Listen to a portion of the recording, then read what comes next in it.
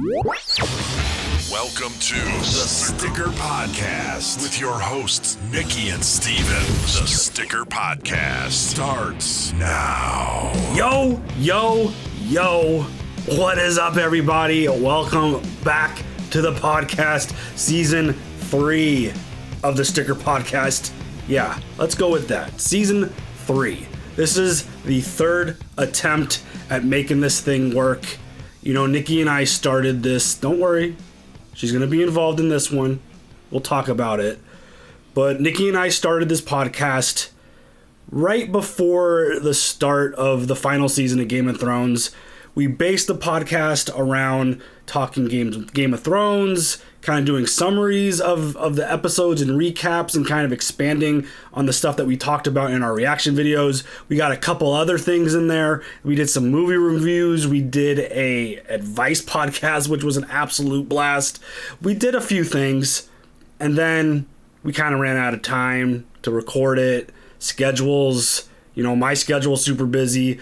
Her schedule is super busy. The kids, careers, all that stuff makes things really hard. But I then tried to bring it back for technically season 2. I called it season 2. It was the second attempt. I made it live, doing it on Twitch. If you didn't know, Nikki and I stream on Twitch 3 days a week. We have movie nights and stuff over there. Twitch.tv/StikkerG, STIKKERG. And, you know, I put that whole entire focus. I created a YouTube channel for it. I tried to do the Star Wars thing. Because as you guys know, those who do know, those who don't know, I love Star Wars. It's my favorite content in the entire world. I could feel like I could just talk about it all day long, get me ranting, all kinds of stuff. I love absolutely going off on Star Wars. I like talking good and I like talking the bad. Again, it's a really fun thing, criticizing stuff that you love the most, because if you didn't care about it, you wouldn't care. You wouldn't talk about it. You wouldn't get upset about it. But I love talking about the good stuff too. But I tried to make that work for a little while. Again, schedules, timing, just stuff doesn't always work, doesn't always play out. And I wanted to give this another try. I absolutely love talking about fun, exciting, cool things. Some people say I talk a little too much. It's fine. I understand. I love talking about things that are topical, movies, shows. My biggest problem is that I enjoy so many different things. It makes it really hard for me personally to hone in on a specific topic. Like, even though I wanted to talk nothing but Star Wars, I want to talk about more than just Star Wars. And I think we'll talk some Star Wars here, because I think there's plenty of stuff to talk regarding Star Wars. And I don't want to necessarily confine this podcast to a very specific, singular niche thing. I want to be able to talk all kinds of different things. I got a lot of fun potential ideas and plans for this, but I am obviously going to rely on you guys for ideas and questions and topics and all that fun stuff that we do. And again, I mentioned at the very beginning, Nikki is going to be a part of this, but this is primarily going to be me kind of recording and being the core of the podcast. I want to do interviews. I want to talk about all kinds of things. I want to give advice about building content and creating reactions and doing this and that and all kinds of fun things. But I'm going to try to do my best to get creative, to get Nikki involved, because we all know she's the star of the show. I get it. And, you know, I'll get creative with how we incorporate her and how we get her talking, because, again, our schedules are so busy. I've got a lot more time during the day to do this kind of stuff and create content. I love creating content. I want to create content. I want to do as much as possible. And it's just ultimately leading towards, you know, my ultimate goal of being a full-time content creator. You know, that's what I want to do with this. I mean, I do that in my personal job, in my full-time career, but I want to do that as, you know, this. I want this to be the core of what I do for a living. And, you know, just creating more really good, fun, engaging content is very important. My days are a lot more free, you know, than Nikki's are. She's got other responsibilities that she takes care of during the day. A lot of my most pressing needs are usually in the afternoons, nighttime kind of stuff. But yeah, I'm going to record these. I don't want to set expectations too high. I want to try to get one a week out there. And, I'm going to give Nikki her own segment. I think that's going to be the most creative way of doing this, is kind of filming things outside of this moment when we're actually together filming things. And then we could find ways to incorporate it into the pod, which I think could be a lot of fun. And obviously, when there are moments that we are both available to record something, we will. Absolutely. Because I got a really fun paranormal kind of idea to do here, and I don't think I should be by myself for that. I think Nikki should be here as well, and I think it should be for the both of us. And there are certain ideas that I think we could definitely incorporate, maybe like a little Nikki's advice section or something, whatever you guys want, whatever kind of topics you guys send in. We do have a content ideas category over on our Discord. There's links to everything. Also, like wherever you're watching or listening, there should be links in bios and comments down below in the descriptions and stuff. But yeah, we've got a dedicated server for the Stikker fam. We've got very specific channels, and we do have a request area for shows and movies and games that we play. And then there's also one to suggest maybe topics for this content. And yeah, I just can't wait to see where this potentially goes. The third attempt, third time, hopefully is a charm. We can make this work because, again, I just love creating content. I love talking with y'all about really cool, fun, kind of popping off stuff, like the stuff that is really going big in the media. Like, media is kind of my world. It's where I work. Like, sports is my job, but I love media, whether it's shows, movies, whatever it is, games, and trailers. We're going to talk about trailers. We're going to talk a lot about trailers because trailers have been a very big topic of conversation over on stream, over in the YouTube channel comments. I brought up the idea that I'm possibly going to be watching some trailers doing solo reactions because I'd be alone. So you call me Steve-O Solo. That joke will never... I mean, the joke might get old, but I'm never going to stop using it, ever. Because I love Solo so much. It is the best. Warning. Solo sucks rant. Warning. Solo sucks rant. Warning. Solo sucks rant. That's right. Warning. Yep. Solo sucks rant. Exactly. There you go. But yeah, I just love talking and creating content for y'all, and I think this is going to be a lot of fun. I think it's going to be a lot of fun. Of course, again, I'm going to rely on y'all for help on creating topics. I've got plenty of things on the list, but I want this to be something for the community to enjoy, a little bit of extra from the reaction videos, the streams. You guys get a lot of my feelings and my thoughts live on stream, and obviously after watching shows, I tend to ramble a little bit and talk about stuff because, again, if I'm engaged and I love the content, I love talking about it. And trailers, like I mentioned, huge topic of conversation recently. And I think it's going to be a lot of fun. We talk about it all the time. And personally, I love trailers. Obviously, things have shifted a little bit recently, but I really enjoy, like, for my brain and the way I consume content, trailers are fantastic. They're fast-paced, they've got great music, they're high intensity, they're to the point, and just so easy to consume, not that long, really, really great stuff. But I don't know when this started, I don't really know when this all happened, but I feel like trailers have kind of lost their charm. I don't really know, I can't really pinpoint when. I can pinpoint the moment where I lost a lot of my kind of interest in trailers, and part of the reason why Nikki and I don't ever react to them anymore, especially the ones kind of linked to the shows that we react to. But I don't know, it's one of those things where, and this is all personal opinion, I haven't spoken to anyone about any of this, I feel like I got a pretty decent opinion about why this is happening. I am going to dive into a couple trailers, a couple big ones that came out recently that I did watch. I didn't get a chance to react to them, but specifically Spider-Man and The Matrix. But trailers, if I had to come up with like one main reason why I think there's a lot of people on the same page when it comes to not wanting to consume trailers like they used to, I think it comes down to competition. I think it comes down to all of these media groups, all of this content creation and all of these movies and shows and these channels and gonna watch cable, gonna watch streaming device. Like, there are so many different outlets to watch content and so many shows and movies and just things to consume. I'm wondering if those producing and creating the trailers feel like they gotta get, because they're putting a lot of information in these trailers that I feel like wasn't always the case. 2 specifically just absolutely triggered the shit out of me, drove me absolutely crazy.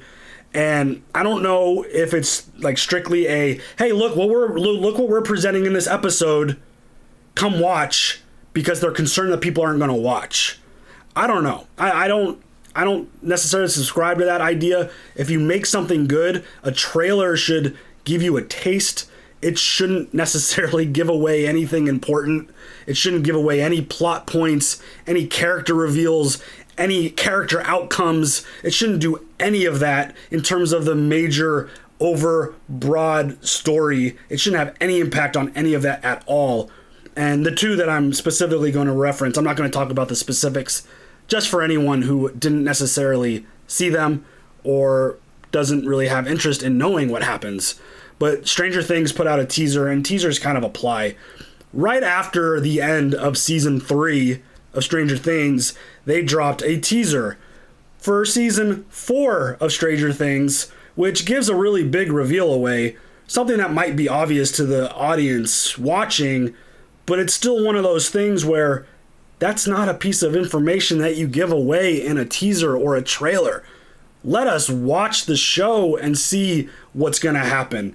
Not only did they put a really big piece of information in a teaser, that teaser was, I don't know, a year removed from when the show might even debut. So it just seems like a really crazy thing to drop so far in advance. And honestly, it's one of the main reasons why I'm not that overly excited about Stranger Things Season 4. The fact that they put a certain something in and again, it might be obvious, it was obviously talked about, but the fact that you kind of confirm that in a teaser, just mind-boggling to me. It absolutely drove me nuts seeing it, and it kind of took the luster away from kind of being excited about it. Obviously, once we get closer to Season 4, I'm going to be excited for Stranger Things. It's a really good show. I'm just kind of curious how long this show's going to go. 1 more season, 2 more seasons, 3 more seasons. Like, the kids are getting old, and we're basically seeing their transition into adulthood. They're not cute kids anymore. They're kind of, teenagers now. And, I think it's kind of run its course to an extent. But, yeah, once we get closer to Season 4 of Stranger Things, I think it'll be interesting. And the other trailer, I actually sent out a mean tweet, an angry tweet. I don't do that ever on my Twitter. I try to keep things pretty chill on my Twitter, but I saw something. It was on Thanksgiving. I was having a great day, hanging out with family, getting stuffed, watching football. And then as I'm watching football, hopefully watching the Cowboys get their asses kicked, but I don't know if that's what happened that year. But out of nowhere, a Star Wars Jedi Fallen Order video game trailer pops on the screen. Oh, dope, I'm playing that right now. I don't remember if I was playing the game or was about to play the game. I think I was playing the game. I think I had just started it. And this trailer comes out, I'm like, oh, dope, cool, fun looking trailer. And then they gave you a giant reveal at the end of the trailer, and I'm just like, what? What could possibly be going through your brains to put something so massive in a trailer like that, where it wasn't even a thought in my mind that I could potentially have this situation play out in this game. And to find out that it happens in a trailer, I was hot. I was a hot little potato that day. Thanksgiving's supposed to be a positive day about spending time with family and being thankful for all the things that you love and, just having good company. And they made me send a mean tweet, an angry tweet. I was an angry customer tweeting on Thanksgiving about your trailer. I would love to sit in the room for these meetings and these discussions about what they are going to produce and put in these trailers, because I would just love to hear why anyone could possibly think it's a good idea to put a massive spoiler in a trailer for a piece of content that you're using to promote the product? Why? Why would you do that? This, obviously, you can tell I'm getting riled up because this is such a big topic, and I know a lot of people are on the same page, and I know a lot of people still consume trailers, and I still consume a lot of trailers. No trailers generally, unless it's Star Wars related. I might kind of get a glimpse at something if it's something we're watching.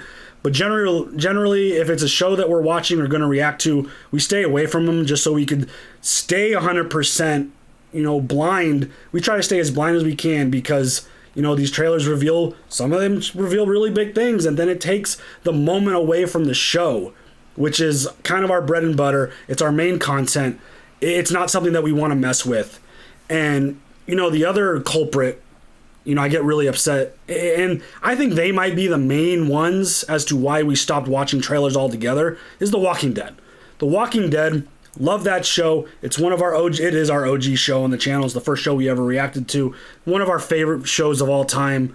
But they, again, I don't know if it's a need to get views, a way to entice people to come watch their show, but they give away everything in their trailers. Hey, it's this last character's last show ever. Come watch. What? Why would you put that in a teaser? I don't know. I'm sorry. I love The Walking Dead. I don't know who's responsible for creating the trailers, but it's definitely one of those things where just give us something to be excited for, something to be surprised about, something just kind of shock the viewer instead of giving us all the important information going into the episode or the movie or whatever it is, the game, whatever piece of content it is. Trailers are meant to be fun. They're meant to be exciting. They're meant to be quick and snappy. They're supposed to get your attention. It's supposed to excite you for the upcoming piece of content, not spoil it. And that leads me right into two of the bigger, more popular trailers that have come out recently, and I'm gonna start with Spider-Man No Way Home. And right off the bat, let me just get this out of the way right now. Tom Holland, without question, no debate, not even I don't even need to think about it. Tom Holland is by far my favorite Peter Parker Spider-Man. He is amazing. I love him very much. I think he is a fantastic Peter Parker. I think he's perfect. I think the chemistry that he has with all of the other members of the Avengers is just absolutely fantastic. But I really don't like his movies that much. I don't know what it is. Homecoming was fine. Far From Home was a lot of fun. That movie was an absolute blast. But I felt like the entire movie was created to set up a credit scene.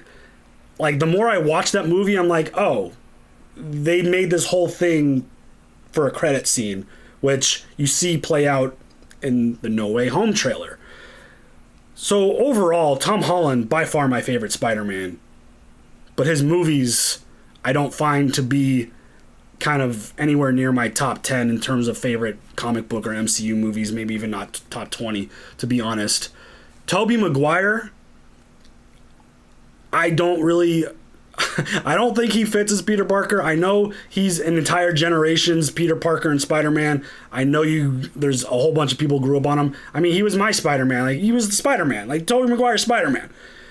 But that said, Spider-Man 1 and 2, I think his two movies are by far the best Spider-Man movies. I think they're fantastic. I think they're great. Every time I see them on TV, I'm jumping in and watching them. I think Tobey Maguire's Spider-Mans are the best, 1 and 2. But I think Tom Holland is, without question, the best Spider-Man, best Peter Parker.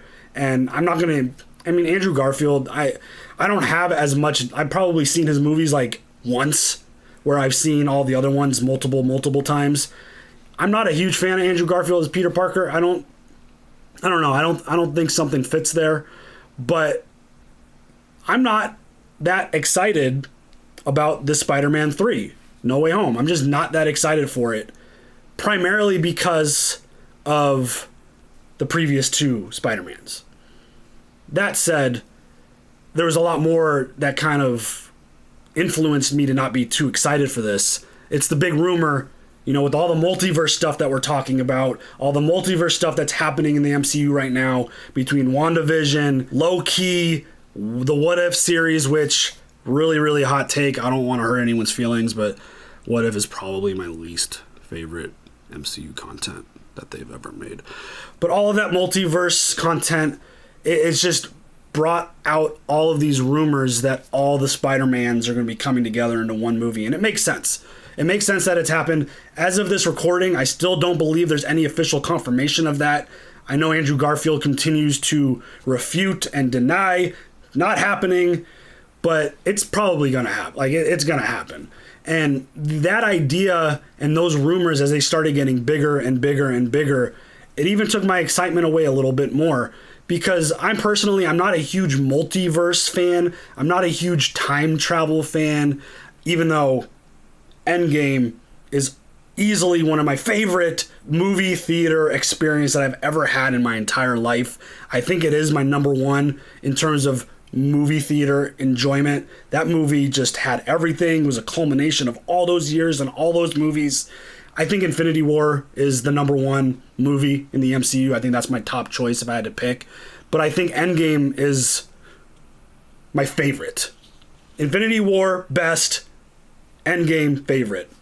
I really enjoyed Endgame very much, but the moment we realized what we were doing and we were time traveling, I kind of, in anything that's time travel related, I kind of just check out and just let it play out, because I feel like there's a million things that you could question. There's a million things that aren't going to be explained. There's a million things that aren't going to be coherent. They're not going to make sense. Why that rule applies, but then it doesn't happen, and why this happened, but that happened. It's just, there's so many things that get involved with time travel, and everything that does time travel, they all have different rules. Everyone's got different rules. And Back to the Future, one of my favorite movies of all time, that time travel, that whole trilogy, I absolutely love it. I think it's highly underrated. I love Back to the Future. The rules in Back to the Future, they don't apply in the MCU. Completely different, and I don't know scientifically which one would make more sense if time travel ever did become a thing. But it's one of those things where I kind of just check out a little bit. I try my best to kind of shut my brain off on that part of the story, because you could get really overwhelmed with questioning all of the time travel stuff and multiverse and, all of that stuff. I feel like it's kind of, I hate to use, it's a really kind of dirty word, but I feel like it's lazy storytelling, because using time travel and a multiverse allows you to do whatever. You could fill any gaps that you have. You could easily just insert a character, be like, oh, hey, look, they were here all along. This is Earth 21865. And it's just a really easy way to just, fill a gap, tell a story. And I feel like there are far more creative ways to get things done. And if we ever do see Black Widow again in an MCU movie, they'll probably use the multiverse as a reason why we're going to see a new actor as Black Widow.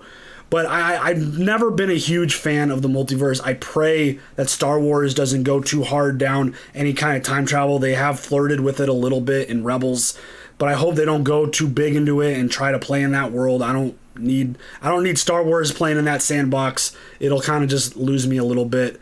But the idea of having all these Spider-Mans together, I'm probably in the minority on this. It doesn't excite me that much. It really doesn't excite me that much.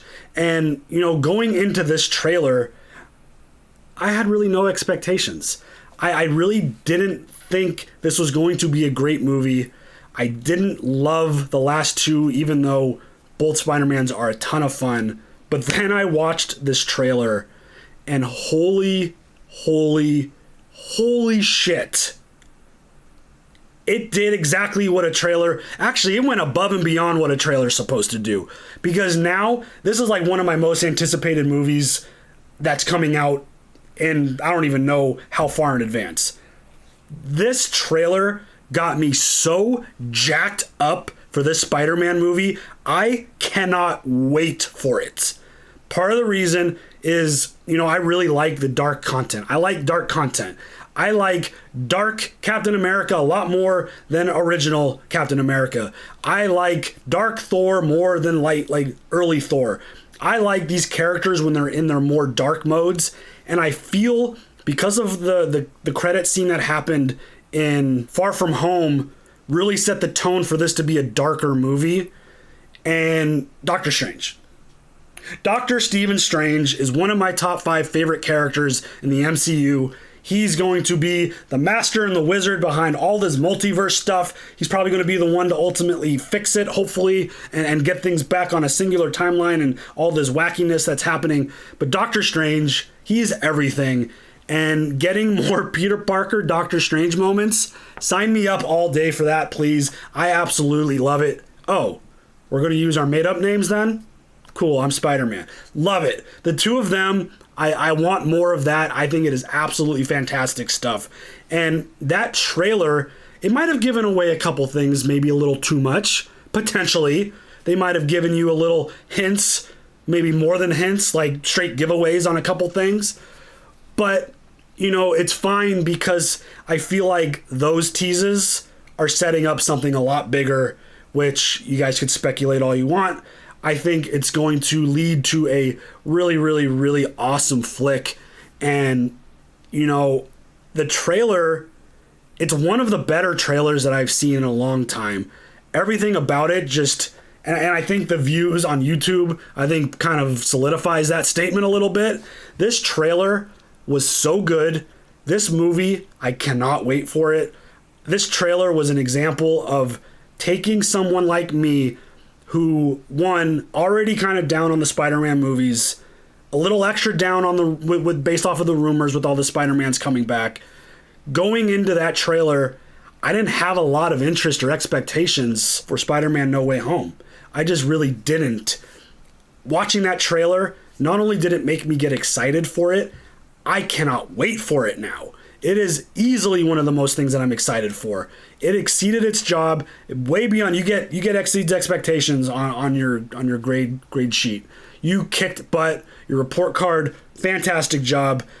That was just such a good trailer, and I kind of wish that I reacted to it because I kind of geeked out really hard when I was watching it. It made me really excited, and I just can't wait. And I think that's the perfect example of a trailer doing its job.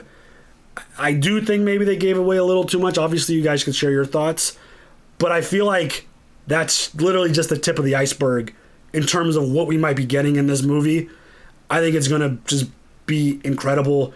I think it's going to even shift my opinion a little bit more into the good side of this multiverse storyline. Because, I mean, WandaVision and Loki, they've been fantastic. Just the way that they've incorporated everything, I think it's been good. I love the Disney Plus MCU shows. I think they're fantastic. And I feel like for this phase, I think it's just continuing to move things in the right direction. And let's jump over into the Matrix Resurrections, Matrix 4 trailer. This is another movie. I don't know about you, but I was never sitting around kind of talking to any of my friends or even talking on stream being like, you know what? I really wish that they would come out with a brand new Matrix movie. No, that is not at all what I was asking for. It's not at all what I think that should be done.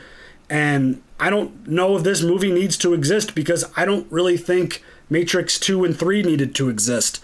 The Matrix 1, the original OG Matrix movie, is one of my all-time favorite movies. It is absolutely phenomenal. It is just an iconic movie that's going to always forever just be so special and unique and a game changer in the world. And I just... Visually, the next two Matrix movies were off the chain. They were amazing visually. I mean, I could turn on that Neo fight scene with Mr. Smith where there's like a million of them and he's in that little park area. Like, I could watch that a million times because that shit's just super cool. It felt like it was one of a kind, very original. But overall, the story was just kind of I don't really know. It's one of those things where the reason... I mean, really the only reason I can think of to make Matrix 4 is more Keanu Reeves. Just give me more Keanu Reeves. We all want more Keanu Reeves. I mean, John Wick, you're coming. John Wick 4, I know that's happening. So, yeah, I mean, more Keanu Reeves is great. But I just don't know if we need it in the form of The Matrix. I don't know. It's just me. I didn't love the next two movies. I don't know why I would be excited for a fourth one. And the movie's called Resurrections, which there's your story, basically.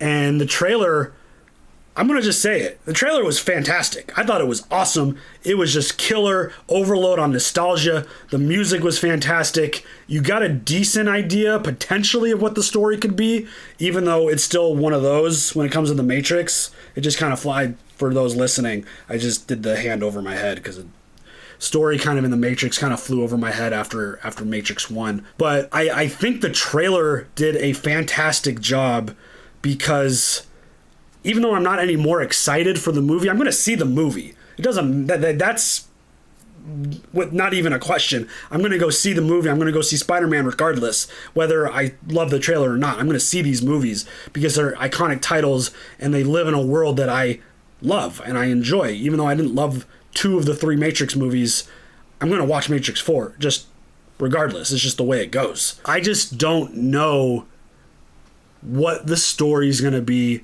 I don't know how they make the story make sense. Because correct me if I'm wrong, and I think this is why it's called Resurrections. Neo dies, so he's going to be resurrected back into the Matrix. Is that what's happening here? Because he sees Trinity, they shake hands. They don't really know each other. We've clearly got a young Morpheus. Going to assume that that's young Morpheus. I mean, it's just one of those things where I don't know how my expectations can really be. I don't know. It's one of those tough things because I don't want to dog a Keanu Reeves movie. I love Keanu Reeves. I think he's absolutely fantastic. Whoa. But yeah, The Matrix, and as a trilogy, I think the Matrix trilogy is just really not that good top to bottom overall. You can't be a good trilogy, in my opinion, if one of the 3 movies is good. I don't know. It's just one of those things. But again, I feel like the trailer did its job because it didn't make me less interested. If anything, it did make me a little more interested. But it was a really good trailer. It was visually beautiful. And again, the music and everything about it and the way they crafted the trailer was really, really strong. I really very much enjoyed it. But being honest, I don't think there was anything that they could have done or shown in that trailer to give me a Spider-Man reaction to where I went from not caring or being excited to being uber crazy, super excited, and being like, oh my God, I cannot wait. There's a lot of aspects of the MCU that you could insert into a Spider-Man movie. There aren't a lot of things from the Matrix universe that you could insert into a trailer that would make me just be like, oh, I'm going to erase my thoughts on the previous 2 Matrix movies and be really excited for the 4th one. I just, it almost felt like a lose-lose situation to where I'm not excited for the movie. The trailer's probably not going to do a great job in changing my feelings about it. But again, it was a great trailer. It was a lot of fun. You get a general idea of what's happening. It's just, I don't know if I ever needed another Matrix movie. Now, John Wick movies, if we could keep those going till the end of time, please, that would be amazing. Thank you very much in advance. Appreciate you. So that kind of wraps up my whole kind of thoughts about trailers and my really fun and, fiery rant about trailers. I still love trailers. I still enjoy them very much, especially for the content that I'm really excited for and really looking forward to. I don't know when and where and why they kind of lost their luster and their charm and started getting so heavy into giving spoilers away in their trailers. But overall, I really enjoy them. I'm going to start checking the more trailers out over on the Reaction channel. And yeah, Nikki Steve React, go check it out if you're listening and not watching on the Reaction channel. Hi, everyone. But yeah, overall trailers, it's a really fun topic to discuss, I feel like, just because, a lot of people don't care about spoilers and a lot of people don't care about theories, and I'm kind of one of them when it comes to content that we're not reacting to. If I'm going to go watch a Star Wars movie, I love reading theories. I love watching theory movies or videos on YouTube. I love discussing the possibility of things and where the story could go and what's going to happen and guessing and playing that game. And I love doing all of that because I don't really feel like it ruins anything, because even if you read or watch a theory that ends up becoming true, I don't feel like it ruins it because you don't necessarily know what you're expecting. But a full reveal in a trailer, that kind of tells you like, hey, this is going to be in the movie. Unless you're Marvel and you kind of erase things from the trailer, you put like the Hulk in your Infinity War trailer and then don't put him in Infinity War. You know, stuff like that is, I kind of appreciate that a little bit because it really kind of just leaves you to a point where it's like, oh shit, I can't trust what I see in an MCU trailer because they lied to us in that trailer. I kind of like, I know a lot of people were mad about that, and don't even get me started on Hulk in the last 2 movies of Infinity War and Endgame, but yeah, I thought that was pretty clever. I have no problem swerving the audience in a trailer. I think it's better than giving stuff away in a trailer. I think it's kind of fun. But yeah, overall, I don't mind discussing theories and people guessing about outcomes and storylines and all that stuff. I think it's a lot of fun as long as you do it the right way and you can't let expectations or let a really cool theory that you read or watch really kind of burn into your brain and have it be, this is the only way this could happen, otherwise I'm not going to enjoy it. Because I went into The Last Jedi for Star Wars as an example where, spoiler, if you don't want to know anything about Last Jedi, pause or mute me for a couple minutes. But I went into that movie 100% like, I don't want Ben Solo to be redeemed. He's already done too much to be redeemed. It doesn't make sense for the story to redeem him.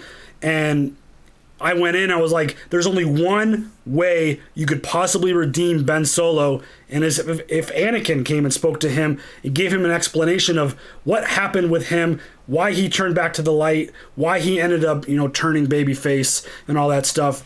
That was in my brain, despite them never having an interaction. I felt like that was the only way you could truly redeem Ben Solo because of how much he idolized and looked up to, Darth Vader, was having Anakin appear to him. But then I went into the movie, that didn't play out. Instead, his father appeared to him, which was fucking great. I thought that was the perfect way to redeem him, in my opinion. I ended up not being so, even though I think Anakin would have been better, it doesn't completely make sense because, again, Anakin had never interacted with Ben Solo. But I was okay with how he was redeemed because I didn't get too attached to a certain theory or something that I wanted to have happen. That's a perfect example of you can't take theories and potential ideas of story too seriously because it could kind of overthrow your brain and really kind of ruin the product for you. If you could handle it, I love talking about theories and where things might go. And I think that's a lot different than seeing a full spoiler reveal of a character that's going to show up in a new season of a show that you don't think existed anymore. I think that's 2 very different things. And just trailers, please just stop putting spoilers. It doesn't help your content. People are going to go watch your stuff if you're making a good piece of content. If you're in the MCU or in Star Wars or linked to a massive book that has a huge audience, you don't need to give a ton away in a trailer. People are going to come out and watch your content for the content. Now, if you're making something fresh and new and unique, even more reason to just give a really generic teaser in your trailer. Just give the audience a general taste of what you're going to be giving us in this movie. Don't give away anything major, and people will get excited about it. Word of mouth spreads very quickly these days, and you make a good, fun trailer, people are going to come out and watch. And yeah, that's kind of my last thoughts on that. And I love trailers. I think they're great.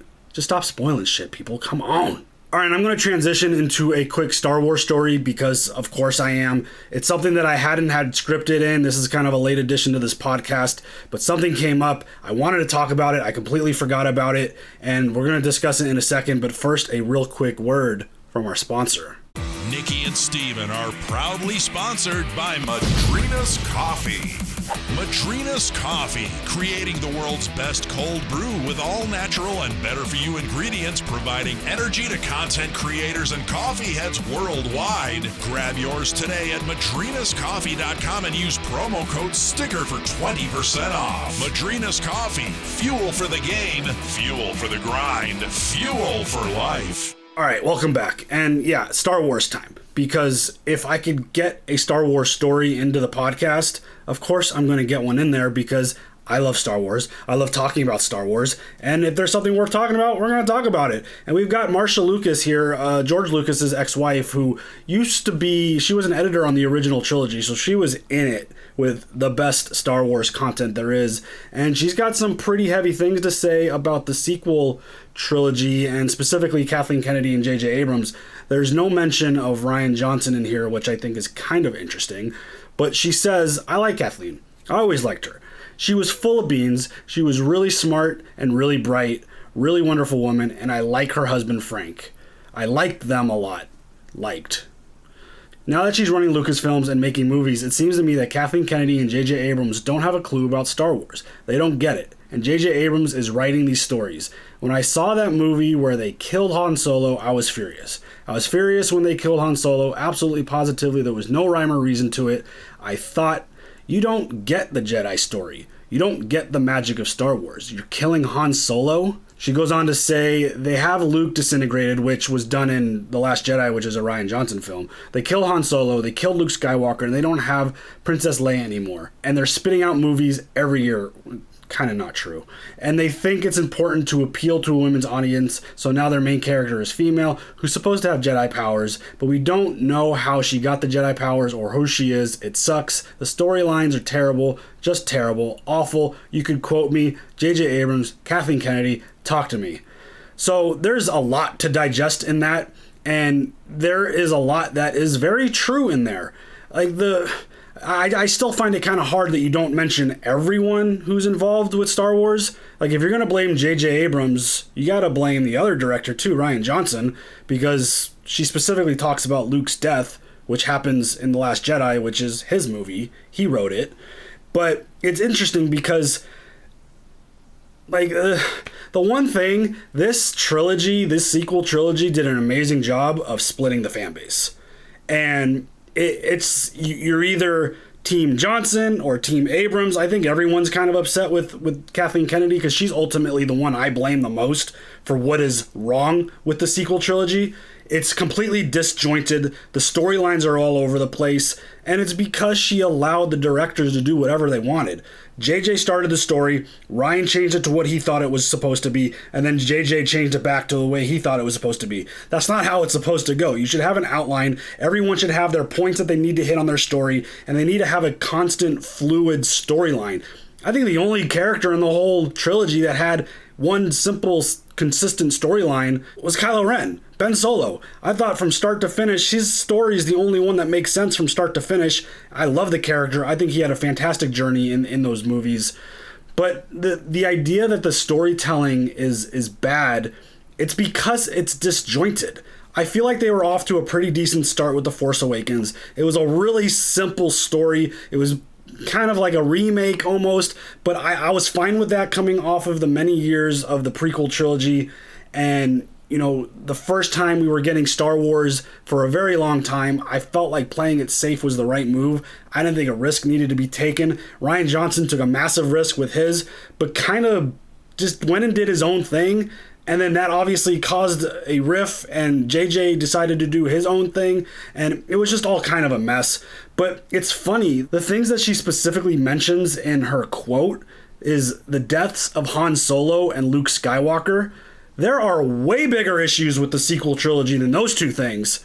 I think both of those deaths, which I think, you know, major character deaths, are a very massive and key component to a lot of storytelling.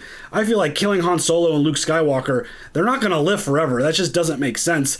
And at some point, you know, their story is going to have to end, and no rhyme or reason. I think there's a ton of rhyme or reason into Han Solo's death. His son, Ben Solo, Kylo Ren, who's on this journey to the dark side, needed that extra kick, kind of oomph to get into the dark side because he kept getting pulled back to the light. He's feeling the light pull to him, and he's got to impress Snoke and do something really crazy and just absolutely intense, and he kills his father.